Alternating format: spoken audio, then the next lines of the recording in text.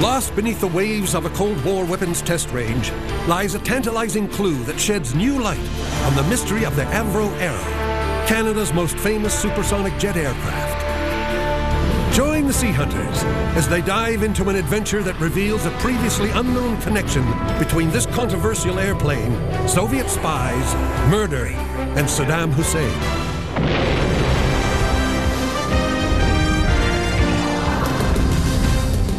With over 100 million books in print, Clive Cussler is the Grand Master of shipwreck tales and adventure. Director of the Vancouver Maritime Museum, James Delgado is one of the world's foremost marine archaeologists. Introduced to diving at an early age, Warren Fletcher is a professional diver and underwater cameraman capturing images around the globe. Leading the Econova dive team, Mike Fletcher has coordinated shipwreck searches all over the world. Together, they explore the planet's last frontier in search of true adventures with famous shipwrecks. They are the Sea Hunters.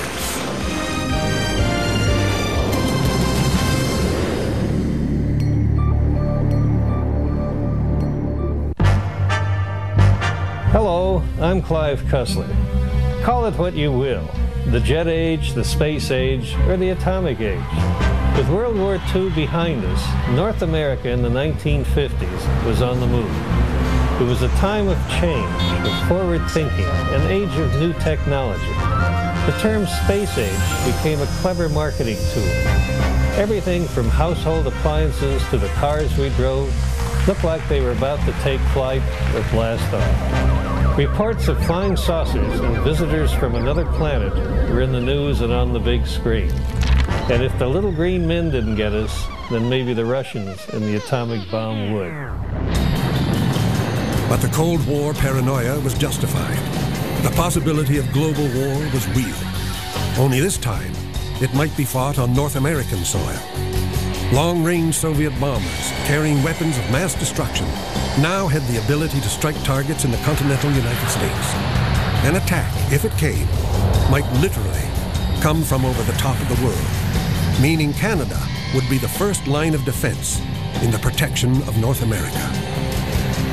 Recognizing their responsibility, the Canadians rose to the challenge by building a supersonic jet interceptor. Seemingly overnight, Canada was front and center on the world stage of aeronautics. The Canadians now controlled what some have called the top fighter plane in the world. Canada's sleek new jet, called the Arrow, was designed to seek out and destroy intruding bombers early in an attack before they could reach their intended targets much further to the south. If armed, the Arrow was the only aircraft with the ability to take out America's new top-secret spy plane, the infamous U-2. While experts from the aviation world responded with admiration to the Canadian accomplishment, the Soviets responded by secretly placing a spy inside the Avro plant where the Arrow was being assembled. But just as suddenly as the Arrow had appeared, it was gone. Order destroyed at the highest levels. An order some say had been swayed by interests from outside of Canada.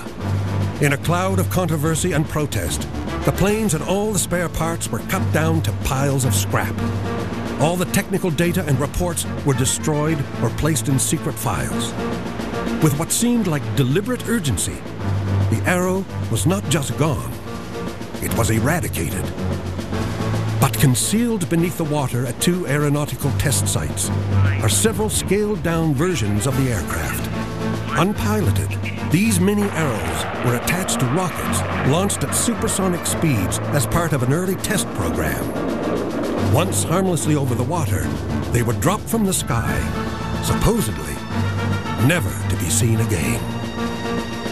Now come along with the Sea Hunters as we not only go underwater in search of these lost remnants of the Avro Arrow, but dive into declassified secret files of the United States, Canada, and the KGB to uncover a convoluted true story that takes us from the covert world of espionage and flying saucers to international arms dealing and murder.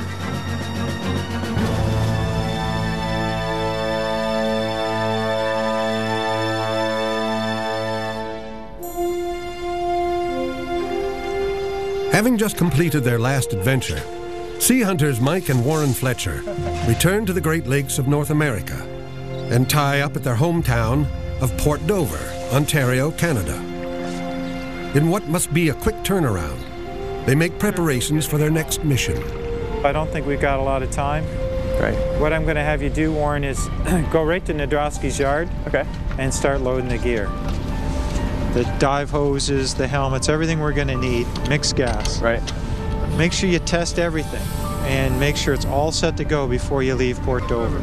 Yeah, no problem. It's going to take you, I'd say, a day to get to the Welland Canal, another day to lock through the canal and into Lake Ontario. Probably a third day to steam to the east end of Lake Ontario and Prince Edward County. See if you can find a harbor as close as possible to the end of the county. Maybe Wapoos is deep enough to accommodate the Nadro. And I want you down there in that area because it's close to the area where we're going to be doing the searching. We are going to be looking several miles downrange from Point Petrie at the old Carty site where the Avro test models were launched on these rockets back in the 1950s.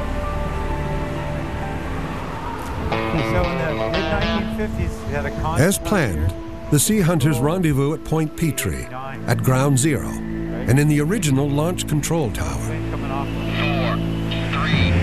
2, 1, 0. Wow, it's really like stepping back in time, isn't it? It really is. You can just imagine the rocket ready for takeoff with the Avro aero model strapped to it. So, launch pad straight out here, Mike, and I guess they'd roll the model and the missile out. Right out of the Quonset hut that would have been right there. There was no prototype Avro. They went from design to full-on flying aircraft. So one of the only ways to test them was through these models. Here's the launch pad. Yeah. They rolled them out on these portable launch carriages. And then once they got them in position, they had to be fixed down somehow. So somewhere here, you should see where they bolted down the actual launch carriage. Well, look, right over here. Yeah, in fact, they're all lined up, right? You can see 6 of them. Yeah, and it looks like they just pin it right on in. You can imagine this mobile launcher sitting here, set up, I think, 45 degrees. There's a heading. We can take it from that building right back there. Push the button, and away they went. Screamed out of here at something like 1.5 times the speed of sound. And the amazing thing is that these things at this stage, it's just inertia that's carrying them. They've dropped that booster and they're just in free flight. The rockets, maybe a mile would be as far as they'd go. The booster had given them the lift and had thrown them, and once those boosters drop free, these guys are in free flight. And there, out in that lake, is the search zone. Yeah, it's just a matter of how far out to go. The death of the Avro stands as a great Canadian cover-up, with implications that appear to extend beyond the boundaries of Canada. It's been suggested that the Avro's destruction was brought about by pressure from a foreign power, an allied country that saw Canada holding in its hands a potentially deadly weapon that was perhaps the world's most sophisticated jet interceptor, a product of advanced secret technology. The concern was that Canada lacked the ability to keep that secret technology from falling into enemy hands. On the day of its destruction, the Avro was poised to break all aeronautic speed records. Left to continue its path of development, design concepts for future Avros would go far beyond the existing interceptor.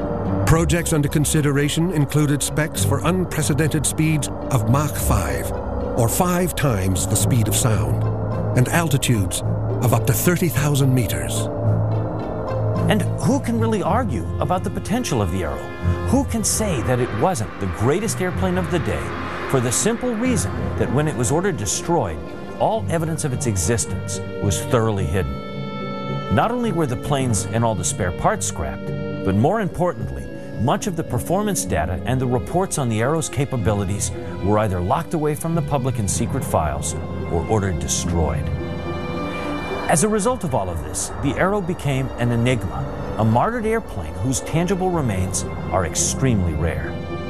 There's a great interest in these models that exist today, only because they were launched into water, where they supposedly were lost forever. If one or more of these models can be found, they'll provide an important physical link to an aircraft whose legacy is shrouded by controversy.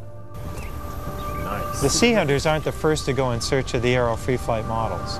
In the lakeside town of Trenton, we sought out an Arrow enthusiast named David Garcia. I'm Mike Fletcher with the Sea Hunters. As a result of a side-scan survey, he had found a target he hoped was one of the models. That's it? See that raised object in that dark circle? Yeah. That's it. Quite a small target. Well, no, it's not consistent with anything else. He's right. I mean, it stands out from the rest of the background. You can see the rocks here, then the rest of this terrain. Dive on it if you want. But the potential Arrow model wasn't the only thing David had found. I got something here that Jim might be very interested in. Oh, look at that. What a beautiful image. 2 masts still standing. Oh, wow. Looks like you drew that on there. It almost does. Marker. So we can have a look at this too? Oh, I wish you could. Yes, yes, do it. Absolutely. I would love to know exactly what this is. What kind of water depth do we have in here? There's close to 200 feet. Really? Yeah. It's a little bit complicated dive, but we can do it. Oh, we'll pull it off. In fact, we were in a perfect position to pull it off. We had a large stable vessel in the Nadjo Clipper and a sophisticated piece of underwater robotics with its own team of trained technicians. And a full crew of professional divers to lend support and diver backup. And if there was ever a time for the Sea Hunters to uphold their pledge of uncovering history lost under the water, then the investigation of what appeared to look like an intact shipwreck in the middle of our search area couldn't be passed by. And it would be a great shakedown to get the bugs out and let the two groups work together, the robotics crew and the divers. Oh, there's something.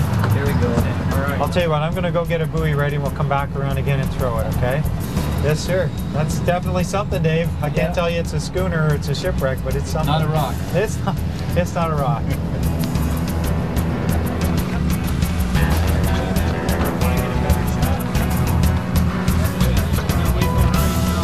The robotics pilot would fly the ROV, or remotely operated vehicle, into position and locate the wreck in the distance before the diver enters the water.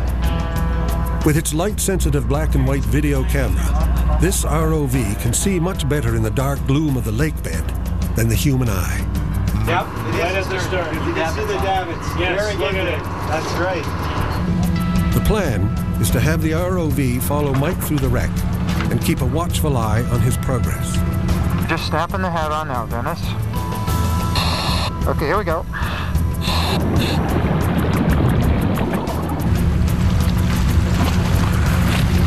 Okay, ready to descend, Dennis? Roger, go ahead. Now we're going down. Confirm ROV is ready. ROV's ready. If any problems arise during the fairly complex mixed gas helium dive, the surface crew will be on top of the problem before the standby diver is sent in to help. Just passing 100 feet. Passing 100. Okay, there's something behind me here. Presto, we're on the wreck. Roger, on bottom. And let the ROV come in. Drop down towards the steering wheel if you could, please. Get in real tight. Proceed if you'd like down the rail. Have him stop, Dennis, and have him move in. Jim, you can see I'm at the base of what I would say is the foremast.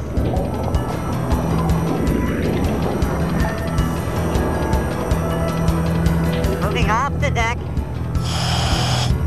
Moving forward towards the bow. That's where the ship's bell, I think, would have hung. What do you think, Tim? I think it's right where the bell hung. Yes, look down in there. Up, there's the other anchor. Wow. Wow, look at that. Look at that. Wood stock, iron bound, yes. Look, there's the yoke for the bell again. Yes. Outboard.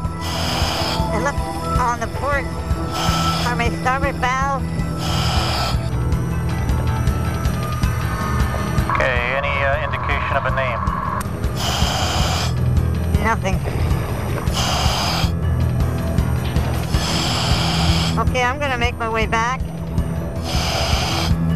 know what it is. I think it's a very nice discovery because What we've got here is most likely a lake carrier, probably from the 1860s, carrying coal from the American side and possibly sunk in the 1880s. Up on my umbilical, I'm ready to leave bottom, everything's clear. I'm leaving bottom if you're ready. Roger, leave bottom.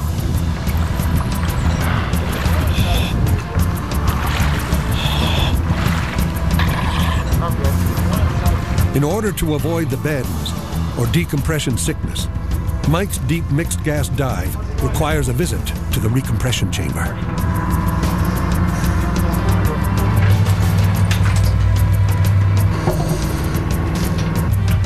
While in the chamber, the weather deteriorates, making it unsafe to continue diving.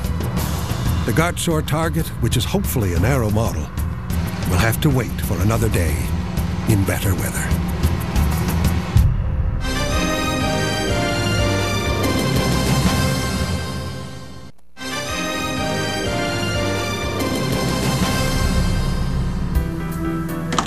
Chance of precipitation 80%. Tuesday night, cloudy with a chance of snow showers. Well, there goes the weather. Oh yeah? Tomorrow's a blow day, is it? Yeah, today, tomorrow, and the next day probably. Well, that's no good. What's the plan? What are we gonna do?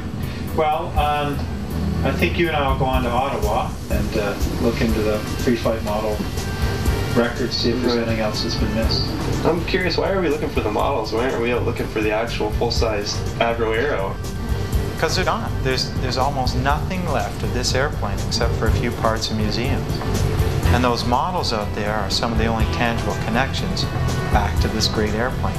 Imagine the times, the 1950s, the jet age is on us, and North America is really nervous about an attack from the Soviets. And Canada wants to do its part. It wants to defend its homeland. And they know to do that, they need a great airplane. And they don't just go to France or Britain or the United States and buy one. They build one all by themselves. And it's a great airplane that dies in this storm of controversy. And it all happens because of a company named Avro, right here in Canada. A collection of some of the world's genius when it comes to aeronautical engineering. And they don't just build airplanes. They're building all kinds of weird and interesting things. For instance, outer space and spaceships were buzzwords at that time in history. And you can imagine the public's interest and curiosity in building a real flying saucer. And Avro did just that. They took a contract from the US Army and made flying saucers fly. They didn't fly very well, but they did it. They made them go. And it's all part of this great story, a story that's buried in the archives in Ottawa. And if we're going to understand it, then that's where we got to go. Once inside the National Archives of Canada Library, Mike and Warren meet with author and Avro expert Palmiro Campagna. Paul, you are credited with having released almost all of the, single-handedly, all of these top secret documents. And in fact, you're the guy who tweaked my interest in this, at least the offshore aspect in the search for the free flight models. Oh, really? Yeah, it was an article you wrote. That was 1988, the engineering magazine for Ontario, yes. And I remember the paragraph. The models await some enterprising underwater enthusiast. Right. Yes. So, Paul, what about this issue that the Americans were concerned that potentially the Avro Arrow at the time was the only plane that could have spied on the American U-2 spy plane? Yeah, well, that's speculative, of course, but certainly if I were the Americans, I would have had that concern. Not so much that the Canadians would have been the ones doing the spying, but if the manufacturing technology that went into the Arrow got into the wrong hands, then the potential enemy would have had that capability. It seemed that the Soviets were interested in the Arrow. Well, they certainly had their moles in the plant, and that comes from KGB records. It comes from other records that were uncovered several years ago and in conversations that I had with ex-military airmen. It really was the time of the Cold War and all this paranoia about who knew what the other country was up to and what they were doing.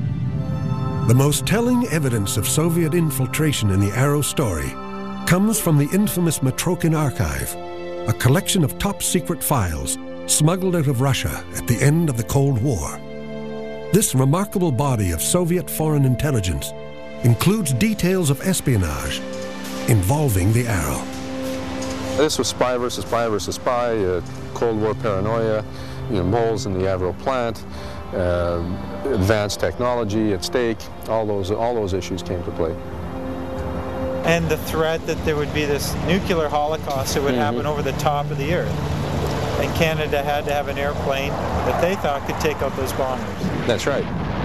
I guess at the end of the day, what everybody really wants to know, Paul, was the Avro really as good a plane as we all hoped it would be? Yeah, there's no question about it. We have the international press, the experts in the field of aviation that said it was that good. They analyzed it. But we also had the United States Air Force, as well as the Ministry of Defense officials who came to Avro, looked at all aspects of it, compared it to their own aircraft, and concluded that it was better than anything that either country had. Absolutely. And that's taken right from some of the secret and top secret files that you've uncovered. That's correct. The secret documents that prove that. But if that's the case, then why did it get terminated? When that threat of the bombers started to diminish, at least according to the information we were being given, then the Canadians started looking for a cheaper alternative, and we became convinced that the Beaumark missile was the way to go. Of course, the convincing was done partly by our friends from the United States. So why take it to such extremes? I mean, it's one thing to cancel a program, but why destroy all the paperwork? Yeah. Why destroy the aircraft to the point where it doesn't exist anymore? Yeah, the best that I could find out on that score is very simply is that you have a fairly advanced piece of equipment sitting there. How do you protect it? What do you do with it? The bottom line seemed to be that the best recourse was to just destroy it, take it apart and get rid of it. Is there any pieces that survive still from the Arrow, or is this the only bit? Pretty much what you see here is basically it. The nose section here, there's an engine in the back, some wingtips, but... except for the one that flew away. Yeah, and that's an interesting rumor that's been around because of the photos of the destruction of the Arrow on the tarmac, where there's quite obviously one of them missing and nobody knows where it is. Was it still in the hangar, being dismantled in the hangars, or what? So the mystery remains. So this is the Beaumark missile, 2 ramjet engines on the side. It's basically a rocket and designed to attack the manned bomber. So this would be a surface-to-air missile then? That's correct. So in effect, the weapon we traded the Avro Arrow for. That's right. For the Arrow to be a great weapon, it had to have a great weapon system. In Trenton, Ontario, we found what is believed to be the last surviving Velvet Glove missile.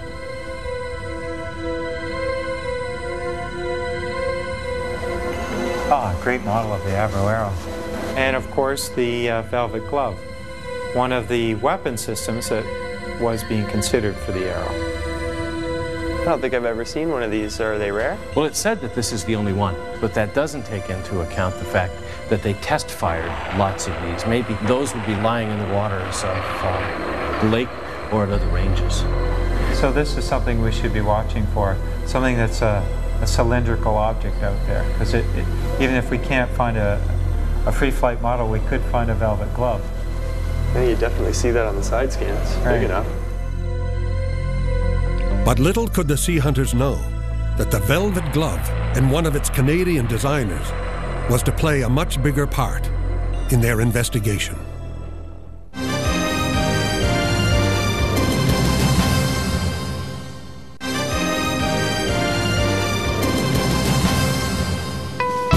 Finally, the weather back in Lake Ontario settled down, and we were ready to resume our search. We set sail with a group from Toronto, the Aerospace Heritage Foundation of Canada, and their branch group, the Aero Model Recovery Program, headed up by Bob Saunders. Bob and his group had spent the previous several years side-scanning a huge section of Lake Ontario. As a result, much of their survey area had never been ground-truth, and they had many intriguing locations to investigate. The idea was that we would work together. Throughout the day, we worked side by side. They would supply the locations, and we would supply the natural clipping with an ROV and its crew to investigate their targets. The targets are just in front of us. There's a couple of them. There's multiple targets in this spot.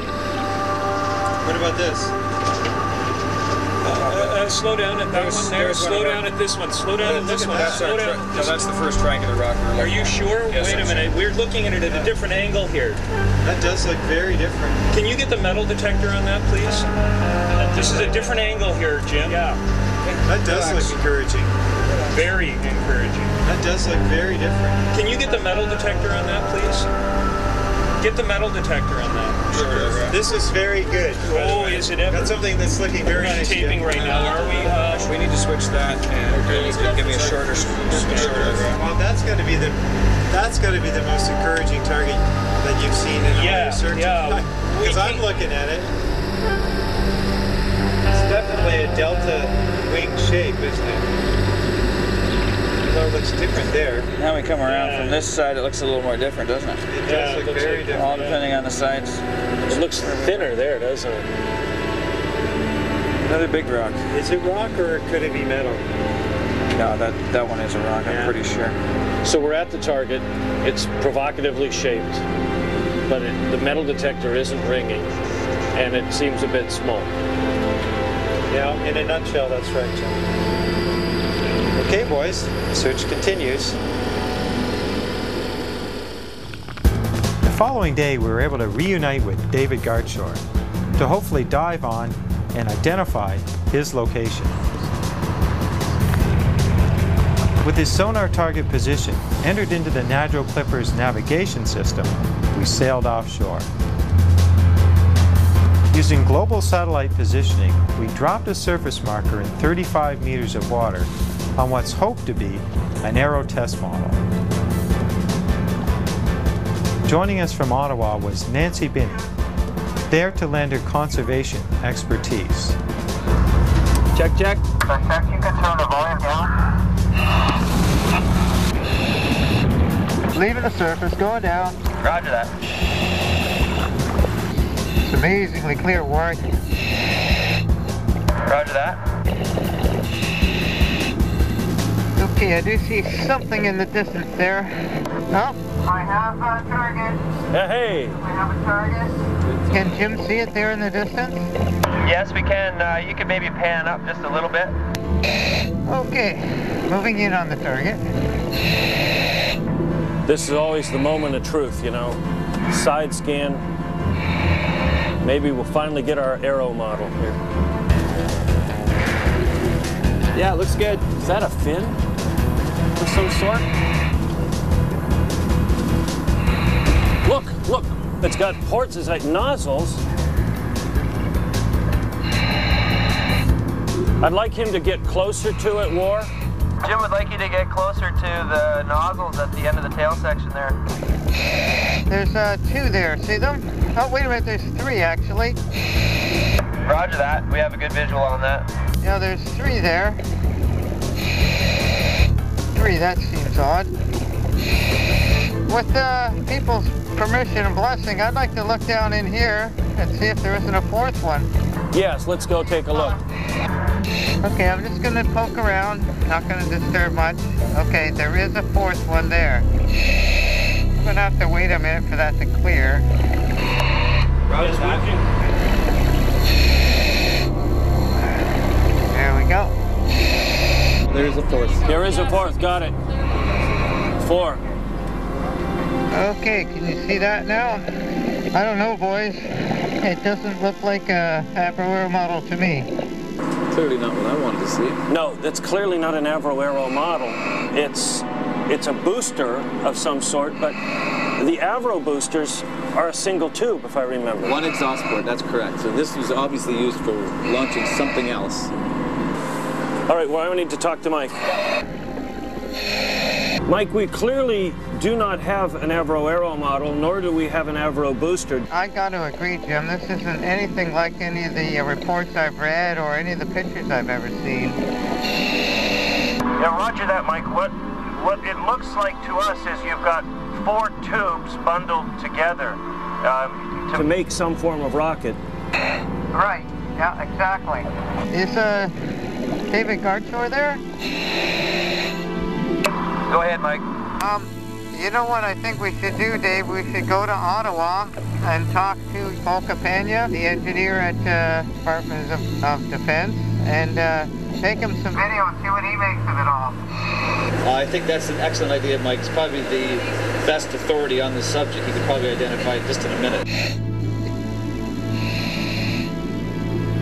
If there's 4 of those, then it's definitely not one of the Arrow models itself. So that leaves us with at least two possibilities. One is that it could be one of the quad boosters that was used as a test vehicle for the Velvet Glove missile that was being developed in the early 50s. Right, a weapon once considered for the Avro Arrow. As you know, the Velvet Glove was one of the products of the famous or infamous Gerald Bull. If we can make a connection to this rocket and Gerald Bull, I think that's another fascinating turn in this story. The other possibility, though, that it could be a Nike Hercules rocket booster. Which we associate with nuclear warheads. Yes, which we associate with nuclear warheads. They consisted of 4 Ajax rockets tied together, basically. Like in this configuration. Like in this configuration, but we have no record of that type of booster being launched from Point Petrie. So if that's what you've got, man, you really have a Cold War mystery on your hands, and you probably have to go to Washington and see if you can get some answers down there.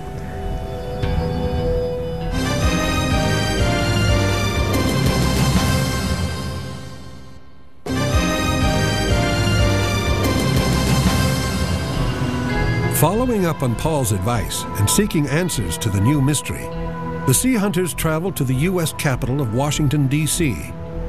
While there, they attend high-level meetings at the Pentagon. Apart from that meeting, and later that day, the group learned that besides the launching of Arrow models in Lake Ontario, 2 additional models were launched in the United States in the 1950s at an early Nassau test range. Guys, I'm going to uplink with Clive. There, it's ringing. Hello. Hey, Clive. Mike here. Oh, hi, Mike. We had an interesting development in our dives last week in Lake Ontario. We've investigated some targets, but as of yet, we don't have the free flight model located.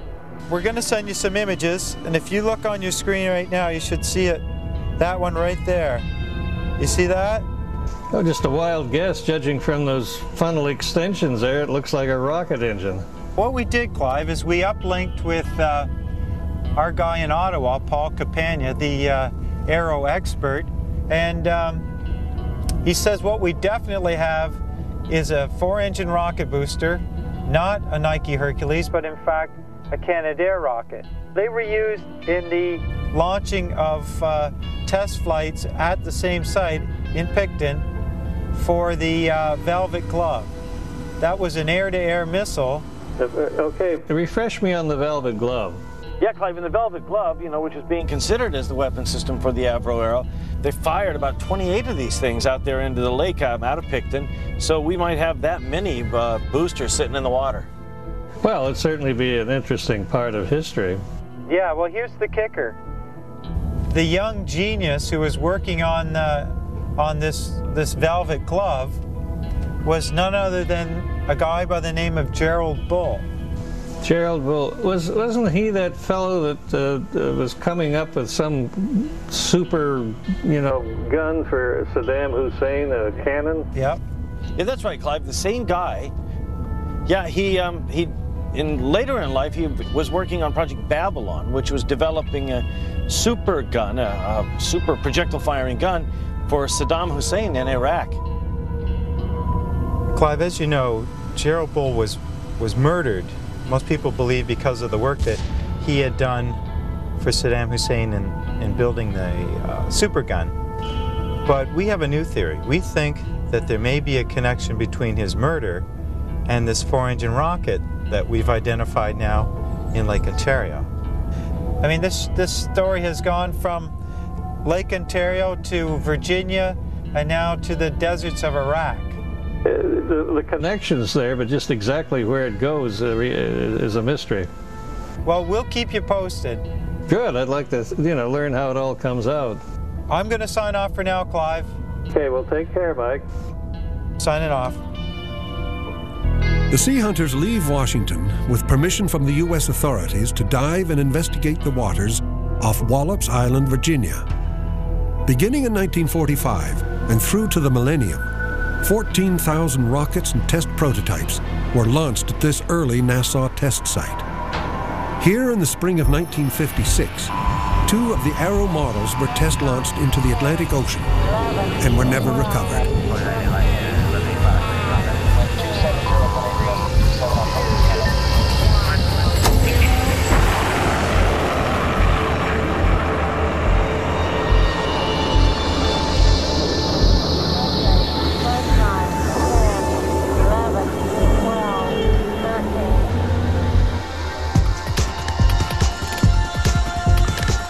You gotta wonder how often a person can get an opportunity to do what we plan to do here over the next couple days. Just think about it. 60 years of American aeronautical and aerospace history development right here with them launching right on out, and thousands of rockets and prototypes just sitting out there in the water. Yeah, and it's the history of this place through all those items out there, not just underwater, but buried in the sand. And how many people get the chance to go out there and see what is under that sand.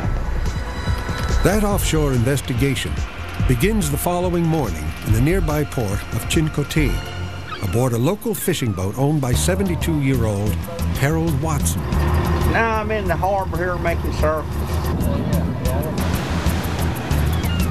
Joining the group, technician Vince Capone heads up the search. We're all set here, Vince. All right, we're ready on this end. We're online. Okay. Put the fish in. The plan is to side-scan survey a section of the Atlantic Ocean off the Nassau launch site in the hopes of locating one of the 2 Arrow test models. All set, Vince. Is that our target there, Vince? That's our target. So we're about 70 feet out and closing. Here we go. We're coming right up on it. Oh yeah. Right there? Yes. Can you measure it for us, Vince? All right. Let's take a look. That's about 4.2 meters long, so maybe 14 feet. And that's the right length? The width is less than a meter, right? I think what we ought to do is dive on that target. Absolutely.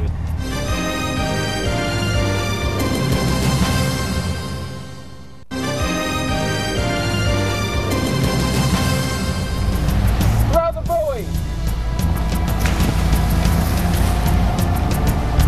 Buoy's in the water. Stand by, Harold.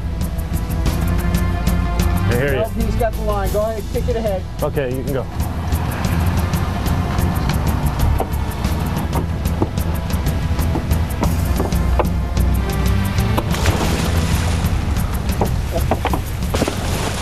Diver 2 in the water. Okay, divers are at the buoy. Once we got below the surface, we couldn't see anything. You literally couldn't see your hand in front of your face. Even our lights couldn't cut through the murk. But Warren and I had anticipated this. And if you noticed, when we threw the buoy in, the cement block that we used for the anchor actually had 2 ropes on it. The blue one was for the float, but then there was a second one, an orange rope, which was shorter than we just let go free. Once we got to the bottom, even though it was completely black down there, we were able to find that orange rope tied to the cement block. We swam it out till we got to the end of the rope, and then started to make a circle sweep across the bottom. Without it, we would have just wandered aimlessly down there in the mud. And if Vince hadn't done his job and put the marker in exactly the right spot, we would never have found anything. But sure enough, about 3/4 of the way around the sweep, we hit something. And because it was black and we couldn't see, we had to use a form of braille diving. We had to feel the object and try and figure out how long it was and what it would look like if we could have seen it. What do you think, Warren? Dirt down there. Can't see much of anything. This is the first place they ever started shooting them rockets. Felt like metal? Yeah. Hard to say. It's hard. Yeah, that's quite long. It couldn't be nothing else but a rocket. Perhaps what we had found was a rocket booster for some sort of prototype test. Just when it was launched was hard to say. What we knew from speaking with Harold was that in the past he had been involved in the recovery of rockets on behalf of the Wallops Island authorities. The water wasn't going to clear up any time over the next few days, so there was no point continuing the search. But because we were still there on the East Coast, we decided to pay a visit to Dr. Charles Murphy, who was a lifetime friend and colleague of our fellow Canadian, the man who created the supergun, the late Dr. Gerald Bull. Gerald Bull was a very close friend of mine, and we worked together since we were 28 years old till he died at 62. I know before you met Jerry that he was somehow connected to Avro and the Arrow itself. The Avro Arrow was of great interest to Jerry. He was very impressed by it.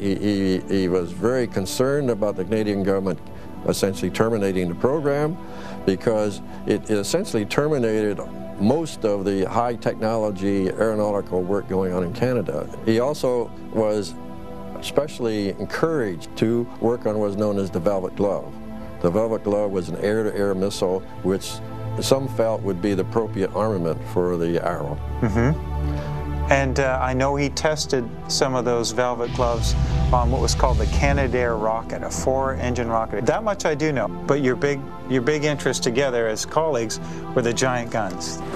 We were quite interested in using guns for very unusual things, high performance, high velocity, high altitude.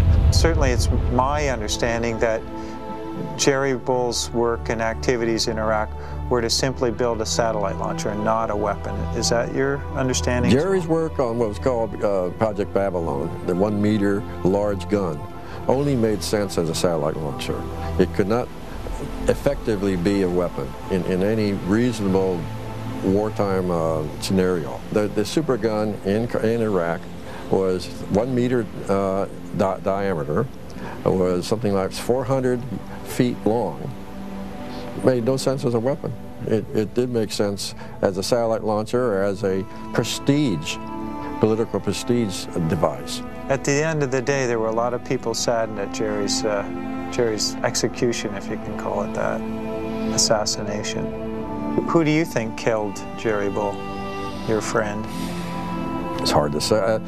People wonder who killed Jerry Bull. The most likely person people have suggested is Israel. Israel has had assassinations of various other technical people, in France one, and there was a lot of drop-off of engineers from the West going to Iraq after his death. Gerald Bull had a long career in weapons design and development, and at the end of his life was building weapons for Saddam Hussein. Most people know about the satellite launching supergun that he was developing, but little known to the public, in return for working on the supergun, he was to assist in the Iraqi space program, in the production of the first stage of a rocket that could have been used in the delivery of warheads. That first stage engine was to be built by bundling multiple Scud missiles into a single package. Our discovery of the quad booster at the bottom of Lake Ontario offers tantalizing evidence of a connection to the Velvet Glove program, where early in his career, back in Canada, Bull learned about the bundling of rockets. It would be this experience and knowledge that would play out, much to his misfortune, and end his life. There exists a striking parallel between the stories of the engineering marvel that was the Arrow and the weaponry genius, Dr. Bull. Both were products of Canada. Both represented great technological advancements that were innovative and state-of-the-art. And both were victims of the high-stakes game of international arms development. You know how, if you've got a big computer industry, you're a big important country. If you had a big aviation back then, you were an important country. You were a player in the world stage if you had an aviation industry, because that was the cutting edge of technology. The day the Avro Arrow was canceled, I've heard it said that that was the end of optimism in Canada. Just like to say that I feel Mr. Diefenbaker has sold his country and his fellow Canadians down the river to American interests. I just have a couple of words to say to Mr. Diefenbaker. Be a Canadian, buy Canadian. You know, Jim, I spent my whole life back in Canada growing up hearing from Canadians how Washington destroyed the Avro Arrow. You know, it's really easy to think of the big superpower exerting some influence over another country, and it's not to say that the United States hasn't done that, particularly with some of the neighboring countries. That's a great thing for anybody who loves a conspiracy theory, but... Don't get me wrong. I don't think that America maliciously killed the Avro Arrow. I think the American aerospace industry didn't like to compete with a plane like the Arrow, but I don't think that it was something malicious on the part of Washington. I think that Canada and a few powerful Canadians didn't believe in their own product. As more secret files are revealed to the public, it is increasingly obvious that the Arrow was a great airplane and not flawed, as the public was encouraged to believe. And the cancellation of the Arrow program, it is a blow to the national psyche. It's a tremendous blow to Canadian pride. And when something like that happens, people say, you know, who did this to us? But at the end of the day, we have to admit we did it to ourselves. We killed the Avro Arrow. But Canada's loss would be America's gain. Throughout the 1950s, Avro Canada established itself as a center for world-leading aeronautical innovation. Cancellation of the Arrow brought about the collapse of this unique Canadian company. Forced to seek work south of the border and elsewhere, some of the genius that was Avro made its way to the American space program. There, those individuals made a contribution that eventually helped put man on the moon. Now it's your turn to get up off that couch and go into the mountains, go into the deserts, go into the rivers, the lakes, and the seas, and search for history. You'll never find a more rewarding adventure. Join us again as we search the oceans of the world for lost and famous shipwrecks. Another true adventure with the Sea Hunters.